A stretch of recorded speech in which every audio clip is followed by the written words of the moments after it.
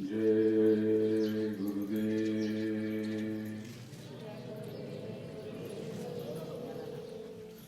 जय गुरुदेव नाम किसका?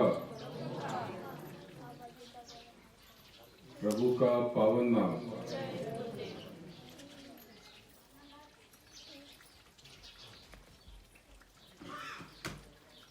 सर्वशक्तिमान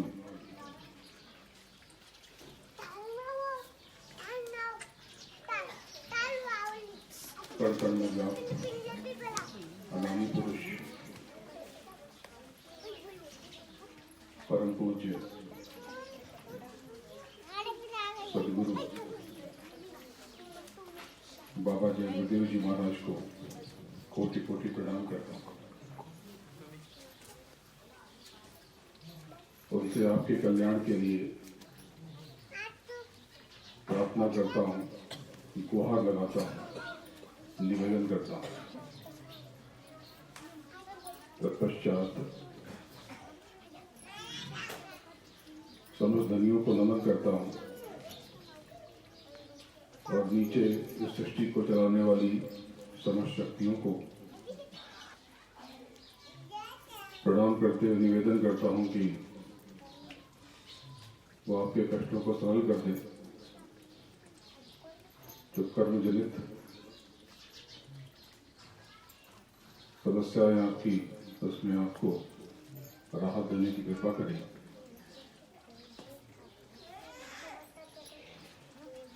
और आप सबको और आपके आज्ञा चक्र पर बैठी प्रभु का अंश आपकी जीवात्मा को प्रणाम करता हूं। पवित्र जीवात्माओं, आपके 40 गांव के गांव में पहली बार आया हूं। बहुत गदगद आपके प्रेम से, आपके स्नेह से, आपके अपनेपन से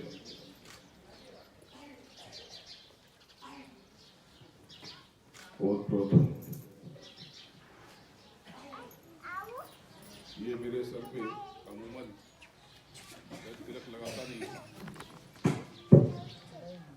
मैं तिलक लगाता नहीं हूँ, लेकिन ये आपकी श्रद्धा, प्रेम और स्नेह मेरे सर पे दमक रहा है, चमक रहा है।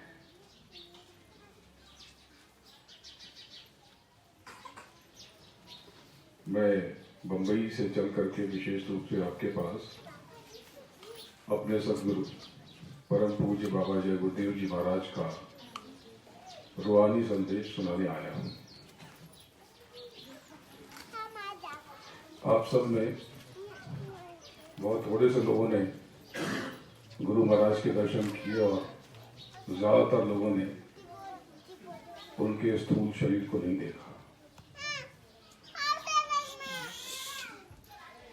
वो इस जगत के सृष्टि के मालिक नियंता, उनकी मौत से ये पूरी सृष्टि प्रकट हुई। उनकी मौत से इस जगत नहीं, जहां जहां इस जीवन है, जितने भी जगत हैं, सब उनकी मौत से, उनकी कृपा से ही चलायमान है।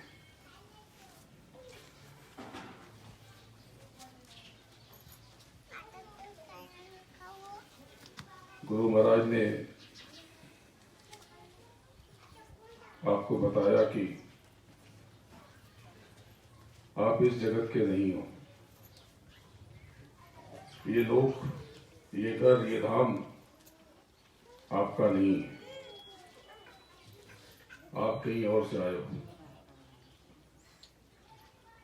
और उनका मुख्य लक्ष्य आपको अपने घर पहुंचाना है। अगर आप यहीं के होते तो आप यहीं रह जाते, ना आप पैदा होते, ना मरते, न जीवन होती, न मृत्यु। लेकिन आपको बार बार ये शरीर बदलना पड़ता है। गुरु महाराज ने बताया कि जब से सृष्टि बनी, आप नीचे उतारे गए, तब से लेके अब तक आप यही फंसे पड़े हो। बड़े भाग मानुष तन पावा, 84 लाख योनियों में भटकते भटकते अब आप मनुष्य शरीर में हो। आपके ऊपर उस सदगुरु की, उस प्रभु की बहुत कृपा है, दया है। वो आपसे बहुत प्रेम करते हैं और वो चाहते हैं कि आप इस जगत का काम करते हुए, संसार का, घर परिवार का काम करते हुए आप स्वयं के बारे में भी सोच लो। मृत्यु के बाद, मौत के बाद क्या होता है ये भी जान लो और स्वयं को भी पहचान लो।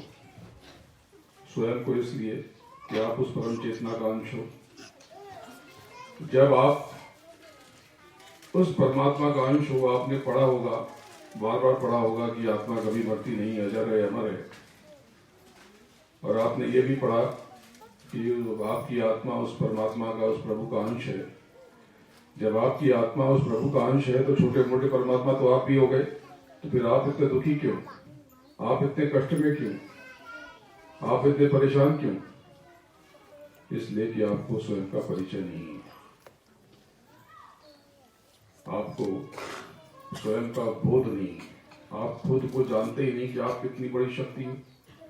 जैसे कि कोई यहाँ का राजा हो और विदेश में चला जाए और उसकी याददाश्त चली जाए, वो भूल जाए कि उसके पास कितनी संपत्ति है, कितनी जागीर है, कितना धन है, कितना वैभव है, कितना ऐश्वर्य है, और पहचान लो तो आपके सारे कष्ट धूल में मिल जाए। अगर आप स्वयं को जान लो, अपने भीतर उतर करके अपनी हैसियत का परिचय पालो, तो आपके सारे दुख क्षण में दूर हो जाएंगे। अपने सदगुरु का ये रूहानी संदेश सुनाने मैं आपके बीच आया हूं। उस परमात्मा को, उस प्रभु को वचन बोलते हो, वो भी आपको भोगना होगा। वो आप भोग भी रहे। और वो जो भोग है वो सकारात्मक या नकारात्मक, अगर आपने कर्म एक प्रकार का कर्ज है। गुरु महाराज ने बताया कि अच्छा करोगे वो भी कर्जा और बुरा करोगे वो भी कर्जा। तो अच्छे का फल अच्छा भोगोगे, जिसको आप पुण्य कहते हो रहा है, तो आपके द्वारा ही प्रदत्त है, आपने ही उसे रचा है। अभी भले ही आपको उसका बोध न हो। ये बिल्कुल वैसे ही कि अब तो गांव गांव में बैंक के कार्ड आ गए, आप कहीं गए, कुछ खरीदा और कार्ड को इस्तेमाल कर लिया, और बिल आया तो आप कहेंगे ये तो बड़ा बिल आ गया, बैंक वाले लूट रहे हैं। ऐसे आप कहते हैं भगवान तूने क्या रचा, क्या लिख दिया, हे भगवान मैंने क्या बुरा किया था। भगवान ने कोई बुरा नहीं किया, भगवान कभी बुरा नहीं करता। वो परमात्मा, वो प्रभु, वो तो आपका कर्ता है, आपका मालिक है, आपका बाप है। वो आपका बुरा सोच कैसे सकता है। धीरे धीरे आपको बताऊंगा कि गुरु महाराज ने बताया कि एक बूंद जीवात्मा का जखीरा खजाना इस जगत में उतारा गया, और उतार करके आपको कर्म से अनजाने में किसी को मार के खा लिया अपने स्वाद के लिए, तो स्वाद में तो उस जीव में तो कोई स्वाद नहीं, न किसी चिकन में, न किसी मछली में, न किसी बकरे में। स्वाद तो मसाले में था, और आपने उसको मार के खा लिया।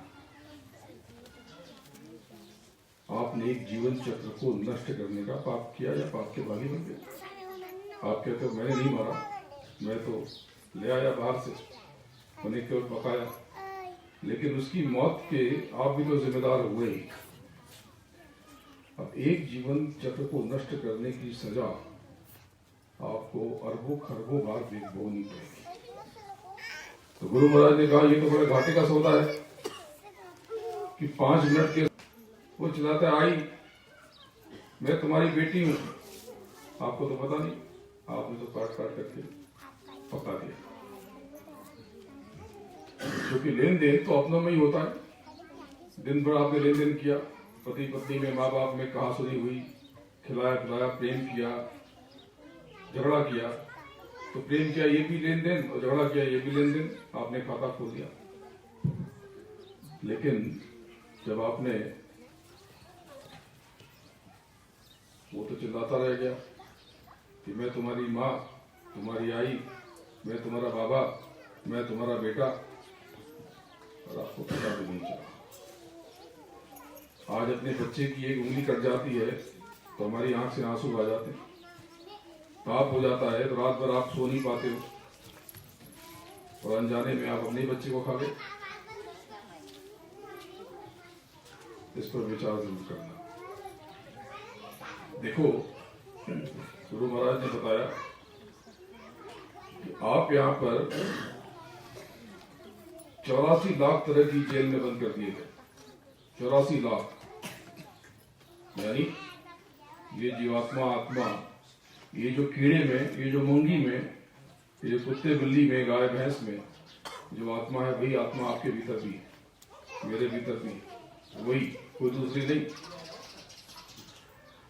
तो ये 4 खाने और 84 लाख योनियां।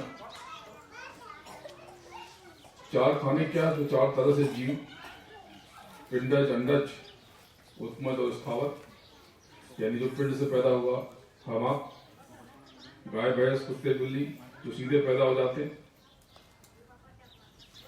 इसके बाद अंडज जो अंडे से पैदा होते हैं, ये पक्षी और छोटे मोटे जीव जंतु, बहुत से परिंदे, मछलियां, ये अंडे से पैदा हो जाती हैं। सांप, बहुत सारे जीव जो अंडे से पैदा होते हैं। उत्मज जो अपने आप पैदा हो जाते हैं, छोटे मोटे कीड़े। और स्थावर, ये झाड़, ये पहाड़, अंडज, पिंडज, उत्मज, स्थावर। ये जो स्थावर हैं, इनकी 30 लाख योनियां हैं। 30 लाख। इनको ब्रह्मा ने नहीं रचा, इनको शिव ने रचा। ये बात बहुत कम लोग जानते हैं, इनको शिव ने रचा। ये 30 लाख बताया, 27 लाख बताया, 23 लाख प्रकार की पौधे हैं, पेड़ हैं, पहाड़ हैं, झाड़ हैं। ये कीड़े जो उत्मज हैं, ये 27 लाख तरह के।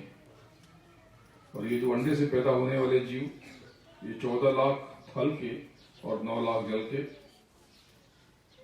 इनको शक्ति ने पैदा किया। और जो पिंडज हैं, हम आप, गाय भैंस, कुत्ते बिल्ली, जितने भी पिंड से पैदा होते हैं उनको ब्रह्मा ने रचा है, और ये केवल 4 लाख हैं।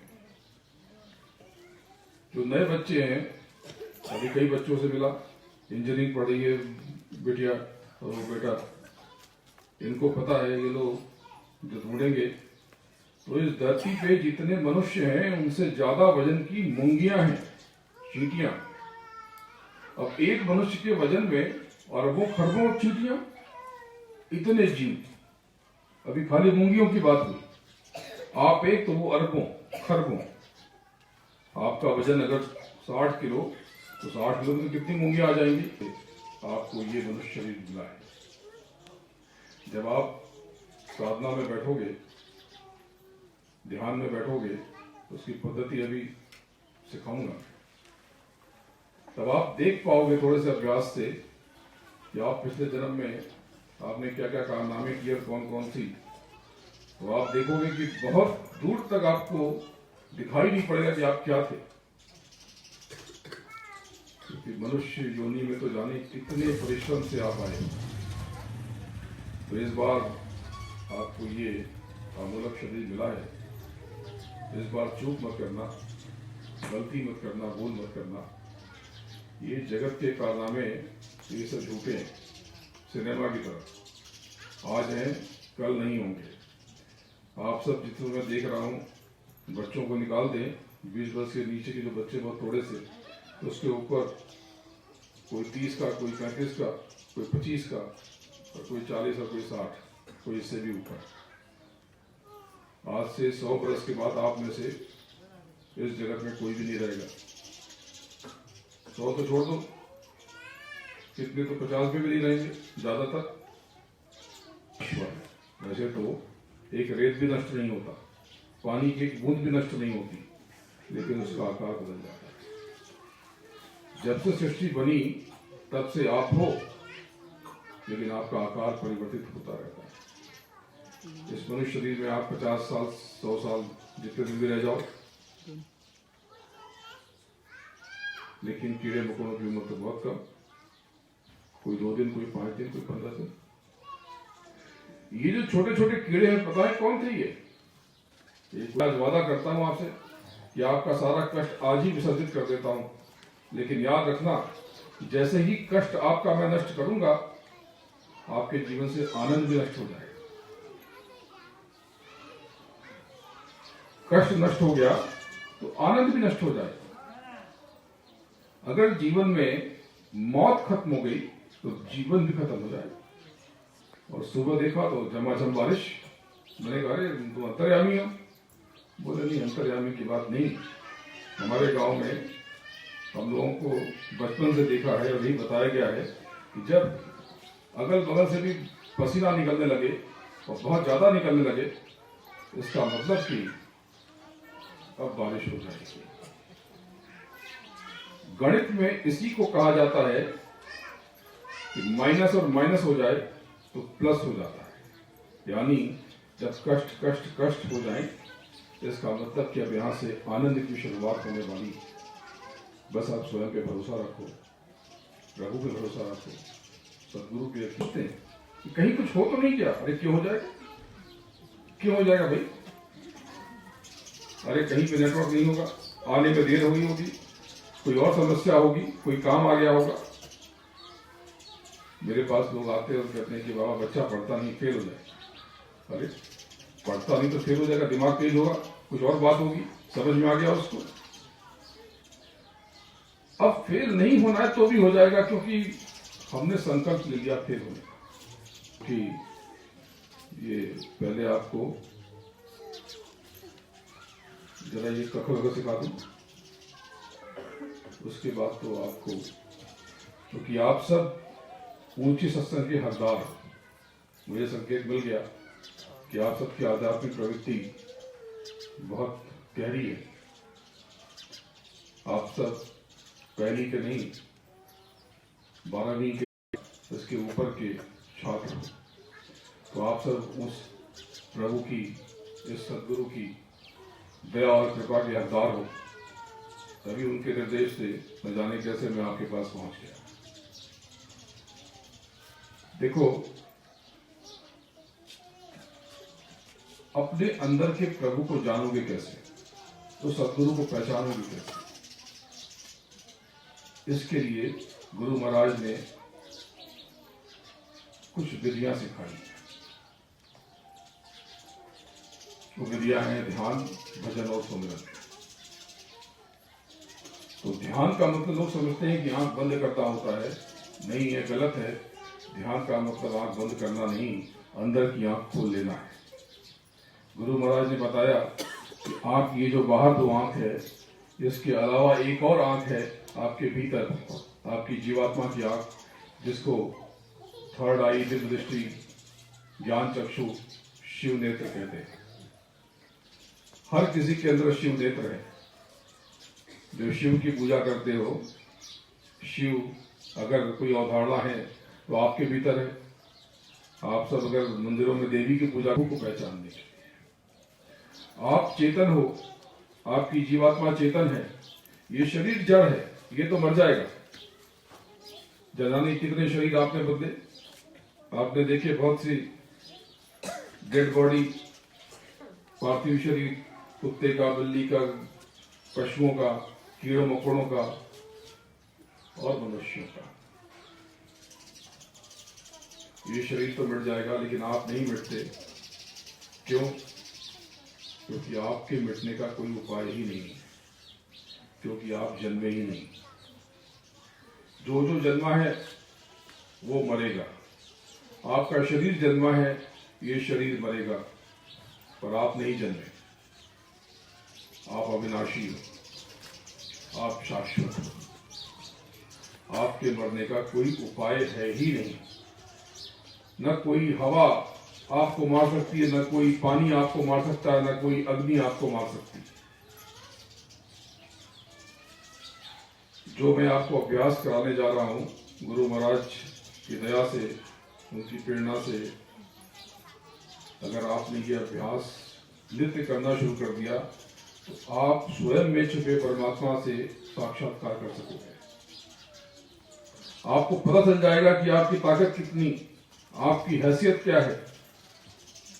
और जब आपको ये पता चल जाएगा तो ये दुनिया की चीजें तो ये बहुत छोटी सी, बहुत मामूली। फिर तो जो स्थिति, आप दैविक शक्ति कह लो, आप ऊपर के धनियों की बात कर लो, या उससे ऊपर परमात्मा का अंश मान लो, तो इस जय गुरुदेव पे पूरी कायनात आ गई। ये महामंत्र इस युग का, राम, जय श्री राम या जय श्री कृष्ण किसी युग का महामंत्र रहा होगा, लेकिन गुरु महाराज ने इस युग में इस नाम को जगाया। और ये नाम संजीवनी बूटी, ये अमृत आपके पास समय हो, मन में दुहराते जाओ, सुमरते जाओ। जब पल पल आप भजोगे उस प्रभु का नाम, क्षण क्षण रटोगे और जपोगे और उसे याद करोगे, क्या मजाल है कि गर्म हवा भी आपका बाल बांका कर दे। आपके जीवन में कोई कष्ट हो ही नहीं सकता। मुझे तो जब भी उन्होंने दिन भर करने का आदेश नहीं दिया, लेकिन जब भी मैं यानी छांट के सुनता, सुमिर सुमिर के सुनना, याद कर करके सुनना। जब आप अभी क्या याद करें, क्या सुमिरे, तो जब आप ध्यान भजन में बैठोगे तो गुरु महाराज आपके ऊपर कृपा करेंगे, दया करेंगे। तो इसके आगे की कहानी वो आपके अंतर में उतर करके बताएंगे। फिर आप ऐसे बताए कि ये जो बाहरी मस्तिष्क है, इससे 9 गुना ज्यादा आंतरिक मस्तिष्क है। तो आंतरिक मस्तिष्क यानी कि अचेतन मन को जागृत करने की कोई विधि विज्ञान के पास नहीं है, वो आध्यात्म के पास है। उसी विधि को गुरु महाराज ने परिचित कराया, आप सबको बताया। अगर आप अपनी क्षमता का जरा सा हिस्सा भी बढ़ाने में कामयाब हो गए तो आप इस दुनिया के सबसे सफल लोगों में शुमार हो जाओगे। आप आपके जीवन में सिर्फ बाहर रह जाएगी, खुशियां रह जाएंगी, आनंद रह जाएगा। सारे कष्ट, सारे दर्द, सारे सदगुरु आपका इंतजार करेंगे। फिर आपको मुख से बात करने की किसी जरूरत नहीं, आप अंदर से ही बात कर सकते हो और अंदर से ही जवाब मिलेगा। अगर आपने इसको जगा लिया, आपने जगा लिया, तो आपको मुख से बात करने की जरूरत नहीं है। आप दोनों बिना बोले बात कर सकते हो। ये इतना बड़ा विज्ञान, हमारा आध्यात्मिक विज्ञान। ये फोन, जो फोन का बिल भरते हो और फोन खरीदते हो और खराब होता है रिपेयरिंग कराते हो, लेकिन आपको वो विद्या आ जाए तो किसी फोन की जरूरत ही नहीं। इस फोन और उस फोन में कई आनंद को महसूस करोगे, उस परमानंद में आप नृत्य करोगे, झूमोगे। इसी आनंद में कोई मीरा हो जाती है, कोई नानक हो जाते हैं, कोई पलटू और कबीर हो जाते हैं। दुनिया समझती है दीवाने हो गए, बावरे हो गए। उनको क्या पता कि इस बावरे ने कितना बड़ा खजाना पा लिया, कितना बड़ा खजाना। न तो मैं साधु था, न फकीर। मैं तो एक बड़े परिवार का, एक समृद्ध परिवार का, एक बड़े कारोबारी परिवार का बेटा था।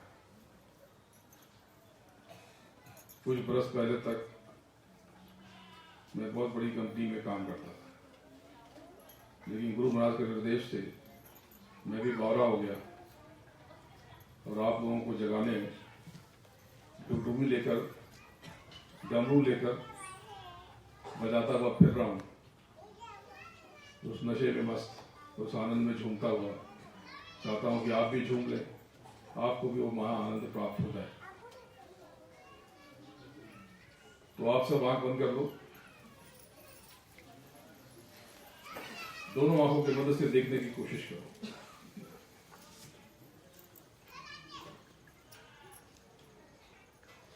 जो बच्चे हैं 5 साल के ऊपर, वो भी आंख बंद कर दो। बच्चों में ये दृष्टि बहुत जल्दी जागृत हो जाएगी।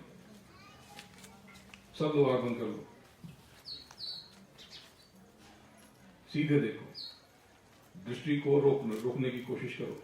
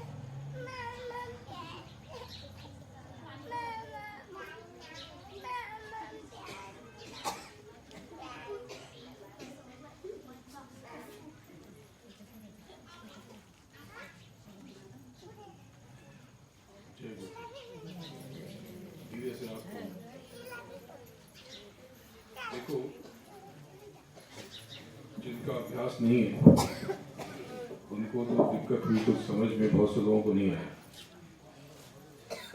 अंदर कुछ बादल जा रहे थे, कुछ ऊपर जा रहा है, कुछ नीचे आ रहा है, कोई रेशा, कोई गोल गोल, कोई हवा बादल।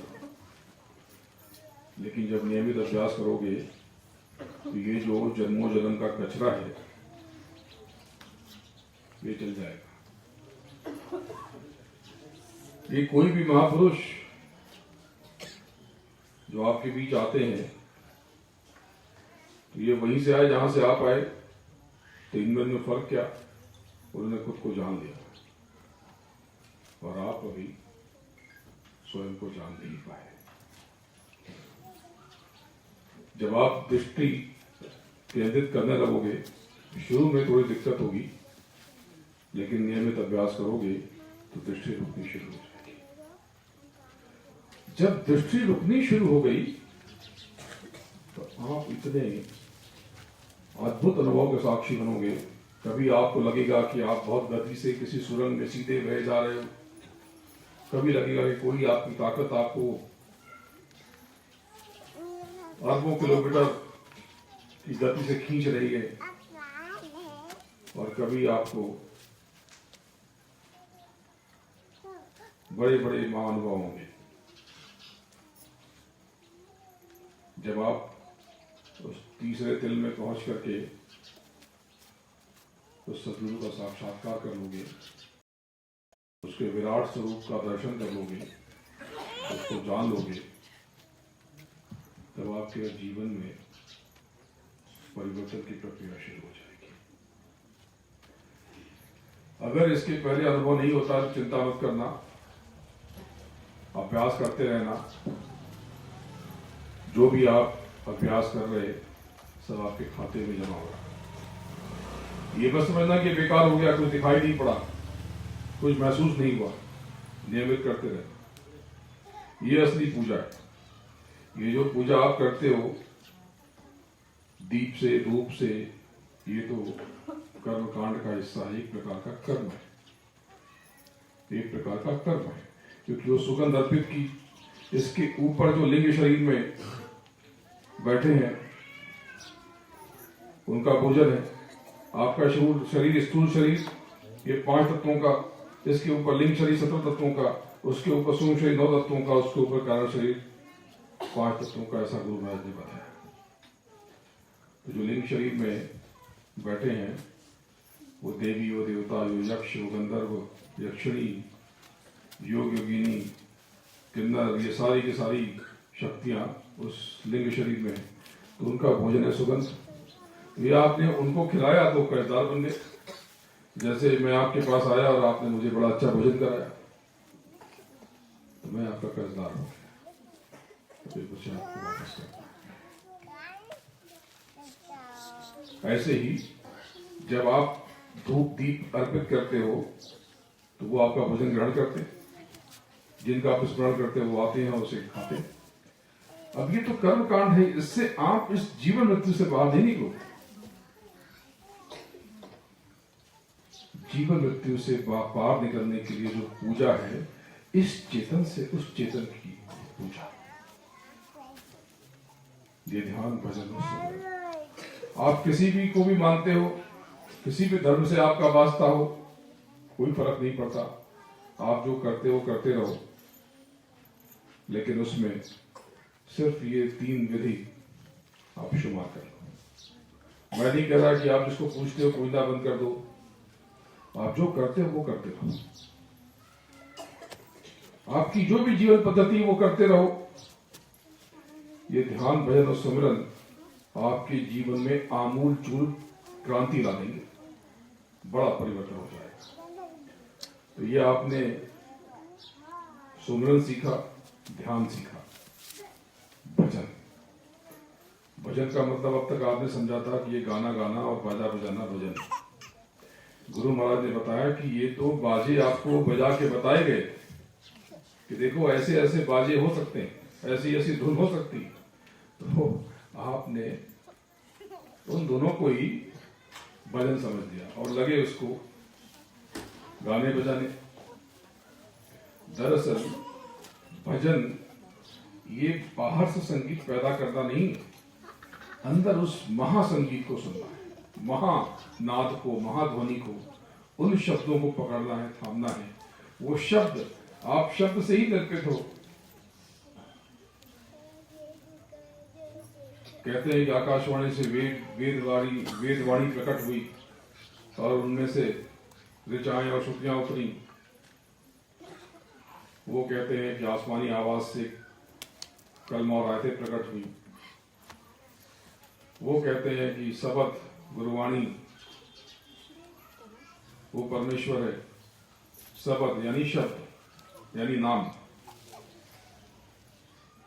और वो कहते हैं, बाइबल में लिखा हुआ है कि सब कुछ वर्ड है, यही वो भी शब्द की बात कर रहे हैं, वो भी इन्हीं आवाज की बात कर रहे हैं। बाइबल में लिखा है कि there was word, word was with God, word was God. यानी परमात्मा, वो शब्द ही परमात्मा है। और वो शब्द आपके भीतर बह रहा। आपकी जो जीवात्मा है उसका तत्व क्या है? बड़े बड़े ध्यानी मैंने जो पूछो उनको भी नहीं पता। उसका तत्व भी शब्द है। आपकी जो आत्मा है वो शब्द स्वरूप। भजन, तो भजन कैसे करना? भजन ये बाहर के काम को विराम देना, आराम देना, और अंदर के कान से ऊंचा ध्यान देकर सहस्रार से सुनने की कोशिश करना। आपको कई बार सनसनाहट, कोई गुंजन, सन्नाटे की आवाज, चूं चूं कूं कूं कुछ भी सुनाई पड़े, आप उस पर ध्यान स्थिर करो और उसको अलग अलग करो। ये कौन सी आवाज है? जब धीरे धीरे उन आवाजों को अलग करोगे तब पहचान जाओ।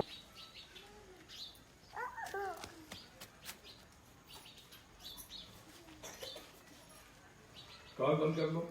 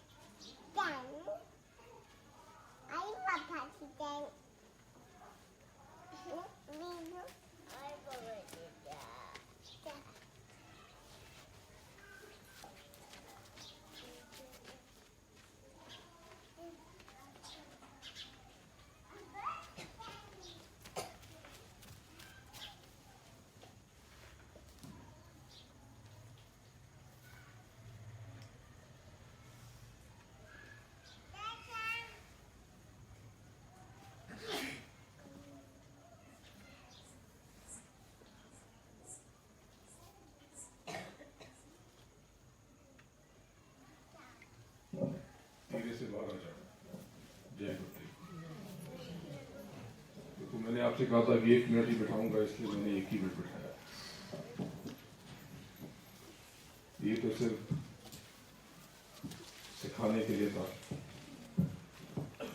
जब आप कान बंद करोगे तो आपको ऐसा महसूस होगा कि कुछ गूंज रहा है और बहुत सी झंकारें सैलाब की तरह, प्रपात की तरह आपकी तरफ आ रही।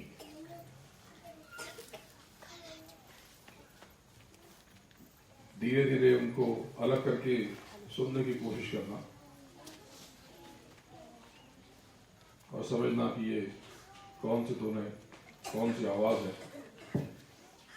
और जब आप ऐसा करने में कामयाब होने लगोगे तो गुरु महाराज आपकी मदद करेंगे।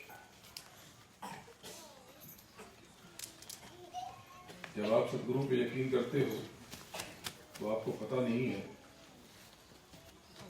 कि वो यकीन आपके जीवन में कितना बड़ा परिवर्तन कर सकता है। जब आप प्रार्थना करते हो तो प्रार्थना का मतलब ये नहीं कि किसी की प्रार्थना कर रहे हैं। प्रार्थना करने से आपकी आंतरिक क्षमता में इजाफा होता है, आपकी ताकत बढ़ती है। जब आप सदगुरु पे यकीन करते हो तो आपकी ऊर्जा उस सदगुरु से जो कारसाज है, जो सर्वशक्तिमान है, जो इस जगत का सृष्टि का मालिक है, उससे जुड़ जाता है और आप भी धीरे धीरे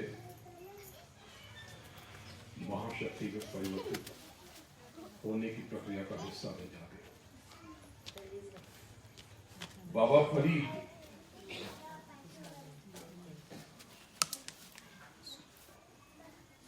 एक मजहबी व्यक्ति थे। बचपन में उनके गुरु ने, उनके सदगुरु ने उस खुदा से, उस अल्लाह से, उस परमात्मा से जुड़ने की प्रक्रिया जब उनको बताई और उन्होंने वो करना शुरू किया तो बहुत से अनुभव होने लगे। वो बच्चे ही थे। एक दिन उनकी अम्मी ने कहा, उनको चौनी दी 4 आने और कहा कि फरीद जाके शक्कर ले आ। फरीद गए बाजार में, खरीदा और उनको करा दिया। घर लौटे, अम्मी ने पूछा कि शक्कर कहाँ है? बोले शक्कर तो नहीं है, पैसे नहीं थे। बोले दिए थे तुमको 4 आने? बोले वो तो खर्च हो गए। बोले खर्च हो गया मतलब? बोले सदगुरु ने कहा था कि कोई भूखा मिल जाए तो उसको कुछ खिला देना। माँ ने सर पीटे और गुस्से में दरवाजा धड़ाम से बंद कर दिया। जब गुस्सा ठंडा हुआ तो वो कमरे से बाहर निकलने की कोशिश करने लगी और दरवाजा धक्का देने लगी। दरवाजा न खुले, दरवाजा खुल ही नहीं रहा था। जोर से धक्का दिया तो दरवाजे की झिरी में से शक्कर गिरने लगी। वो घबरा गई। उसने पूरी ताकत से दरवाजा दबाया, किसी तरह से बाहर निकली तो हैरान हो गई कि आंगन में पूरी शक्कर ही शक्कर भरी पड़ी है, पूरा टीला। डर गई। आपके सारे दर्द को ये फना कर देंगे, हवा कर देंगे, जिसको नाबूद कर देंगे, धूल में मिला देंगे। जो आपको इनकी प्रेरणा से मैंने आपको मार्ग बताया, आप अभ्यास करते रहें। आप कुछ भी करें, दिन भर कोई भी काम करें, रात में या सुबह जैसी सुविधा हो वैसे कर ले। सबसे अच्छा तरीका है कि सुबह सुबह जल्दी कर लिया जाए, क्योंकि रात में तो आप थके होते हो, तो सुबह जल्दी उठ जाओ आधा घंटा पहले। देखो, किसी की निंदा मत करो। गुरु महाराज ने कहा है कि किसी की निंदा मत करो, वरना उसके पाप के बोझ के तले तुम दब जाओ। जिसने जो कर्म किए वो अपने कर्मों का जिम्मेदार है। तुम कहां उस चक्कर में फंसते हो? तुम कहां उस फेर में आते हो? तुम सिर्फ अपने कर्मों के प्रति जिम्मेदार हो। कोई परेशान मत हो। किसी ने तुम्हें आहत कर दिया, दुखी कर दिया, अपमानित कर दिया, चुपचाप वहां से हटो, मुंह हाथ धुलो, सदगुरु को याद करो, प्रभु को याद करो। तेरा तुझको अर्पण, क्या लागे मेरा। उसने मुझे जो कुछ कहा मैंने लिया ही नहीं, वापस कर दिया, वही छोड़ के चला गया। आपको पता नहीं कि वो सदगुरु आपका कितना बड़ा मान कराएगा, कितना बड़ा सम्मान कराएगा। एक और चीज, कभी भी कड़वे वचन मत बोलो, कटु वचन मत बोलो। बोलो तो नहीं, जो मौन होकर अंतर यात्रा करता है। ये बाहर का जगत कुछ भी नहीं है। जिंदगी भर बाहर दौड़ते रहो, भागते रहो, आप सब दिन भर खेतों में काम करते हो, बूढ़े हो गए, जिंदगी भर बाहर परिश्रम किया, क्या पाया? पूरा जीवन वहीं बीत गया। थोड़ा सा घर बना लिया, बच्चों को पढ़ा लिया, वो तो वैसे भी पढ़ जाते, उनके नसीब में होता तो, उनके पास में होता तो। घर छोटा हो जाता और क्या होता? बड़ा घर बना लिया तो भी क्या, एक दिन नष्ट हो जाएगा, गिर जाएगा, आप चले जाओगे, जाने कौन उसमें रहेगा, घर वाले रखेंगे कि बेच देंगे, किसको पता? आपने जो भी कर्म किया उसके फल तो चिपक गए, और वो जो वस्तु प्राप्त किया आपने, कुछ समय के बाद उसको विमोहति आनेगा। अरे भाई, मौत जिस समृद्धि को छीन ले, उस समृद्धि का अर्थ क्या है? किस काम की वो समृद्धि? वो अमीरी, वो पैसा, वो धन दौलत किस काम का जो मृत्यु के बाद न जाए? मृत्यु के बाद तो आपके कर्म ही आपसे चिपकते हैं। और ये अंतर यात्रा जो आपको गुरु महाराज की प्रेरणा से बताई गई, यही आपके काम आएगी। इस जगत का कोई भी रिश्तेदार, कोई भी नातेदार आपके काम नहीं आएगा, सिर्फ सदगुरु काम आएगा। इस बात को समझ लें। एक और चीज, समय जरा कठिन है, पर चूंकि आप पर इनकी कृपा है, इनकी दया है, तो आपका कोई क्या बिगाड़ लेगा? आपका कोई क्या बुरा कर लेगा? बस ये है कि थोड़ा सावधान रहो, पैसे के लेन देन में जरा सतर्क रहना। समय बहुत अच्छा नहीं है, और जब गुस्सा आ जाए तो चुप रह जाना, या बोलना कि सोचना कि बाद में इसको बात करता हूं, तो हट जाना। जब मन शांत हो जाए तो विचार करना, और घर से जब बाहर निकलना तो जिस घर में गैस है वो गैस बंद कर देना, क्योंकि आने वाले साल में आग बहुत लगेगी। आपको कुछ नहीं होगा, आप में जितने भी बैठे कुछ नहीं होगा, ये मेरा आपसे वादा है। बस और हो जाए, और जो भी आपके अपने हो उनको बता देना, भाई जब घर से बाहर निकलो स्विच सब बंद कर लो, कोई जलती हुई चीज छोड़ के मत जाओ, और बच्चों पर ध्यान देना, क्योंकि बच्चों के लिए ये समय सतर्क रहने का। छोटे बच्चे 10-12 साल के नीचे, 12 साल से नीचे के जो बच्चे, वो कहाँ जा रहे हैं, कहाँ आ रहे हैं, किससे बात करते हैं, रोक टोक नहीं, उनके अच्छे संस्कार डालना। नहीं तो आने वाला समय बच्चों को लेकर बुरी बुरी खबरें आएंगी। ये सिर्फ आपको होशियार रहने के लिए बताना। आपके इस गांव में आकर के बहुत अच्छा लगा, आपके प्रेम से अभिभूत हूं। जल्दी फिर आऊंगा, तब आपसे और गहरी बात होगी, आपको तब और ज्यादा समय दूंगा, और गुरु महाराज के सामने बिठाकर आपको थोड़ी और ध्यान भजन में उतरने की तकनीक बताऊंगा, जो दिक्कतें हैं उसको दूर करने की विधि बताऊंगा।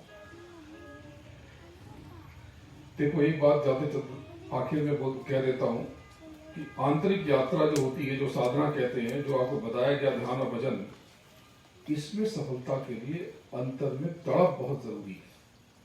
वो प्रेम, वो विरह, वो कशिश, वो पुकार, वो बेचैनी, और सदगुरु के लिए पूर्ण श्रद्धा, यकीन, विश्वास, ये हथियार है इस साथी भजन का। ये जो आपको ध्यान भजन से बताएगा, आपने इसका इस्तेमाल कर दिया, आप सब पालोगे, सब कुछ हासिल कर लोगे। दुनिया की चीजें तो ये तो बहुत छोटी सी, ये तो देखो, आप सब जितने भी जीव हो उस परम चेतना के उत्तराधिकारी, तो उसकी जितनी भी संपदा, आप सब उसके मालिक। पर आपको पता चल जाए कि आपकी ताकत कितनी है, तो ये आप करते रहो। और एक और चीज, क्योंकि लोगों को मैंने देखा कि बड़ा नुकसान हो गया, अभी पता चला कि फसल में कीड़े लग गए, पानी भी कम है, तो पानी का तो मैं इलाज आपकी ये जरूरत है। तो गुरु महाराज ने कहा कि घर को सुगंधित रखना, और कोई आपके घर आ जाए उसको पानी जरूर पिलाए, भले वो पोस्टमैन हो, भले वो कोई पता पूछते आ जाए, कोई रास्ता भटक के आ जाए, उसको पानी पियोगे। जिसको आर्थिक कष्ट हो वो कुछ मीठा, कोई गुड़ शक्कर या कोई मिठाई जो घर में उपलब्ध हो बना। जो मैंने आपको मार्ग बताया, उपाय बताया, रास्ता बताया गुरु महाराज की प्रेरणा से, अगर आप इसका पालन करेंगे तो आपका जीवन सुख से बचा। सुख ऐसी अनुभूति है कहीं बाहर नहीं। आखिर में जब सिनेमा देखते हो, टीवी देखते हो, हंसी आती है ना, वो हंसी आपके जीवन की तो नहीं है, तो फिर वो हंसी पैदा हो गई किसी और के हास्य को देख के, आपके अंदर हास्य प्रज्वलित हो गया। जब कुछ देख के आप रोने लगते हो, उदास हो जाते हो, तो आपके जीवन में तो रोना भी नहीं हो, तो फिर क्यों रो रहे हैं? मन क्यों भर रहा है? वो ड्रामा देखकर, वो नाटक देखकर आपको पता है कि वो अभिनय कर रहा है, लेकिन फिर भी आपका मन भारी हो गया। तो सुख और दुख ये अनुभूतियां आपके भीतर हैं, इसके बारे में जब अगली बार आपसे मिलूंगा तो आपको और गहरे सूत्र बताऊंगा, ऐसे ऐसे उपाय बताऊंगा, ऐसे तरीके बताऊंगा, जिससे आप अपने जीवन को सजा लोगे, संवार लोगे, निखार लोगे और उस परम आनंद में मस्त हो जाओगे, उस सुख में सराबोर हो जाओगे। आप सबने इतने धैर्य से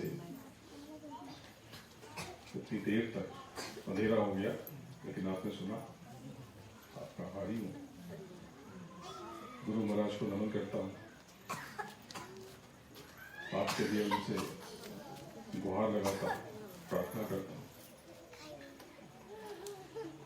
ऊपर के समस्त धनियों को नमन करता हूं, आपके कल्याण के लिए निवेदन करता हूं, और इस जगत को चलाने वाली शक्तियों को प्रार्थना करता हूं कि आपके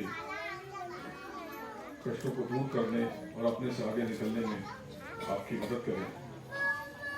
आपको और आपकी आज्ञा चक्र पर बैठी आपकी जीवात्मा को प्रणाम करता हूं।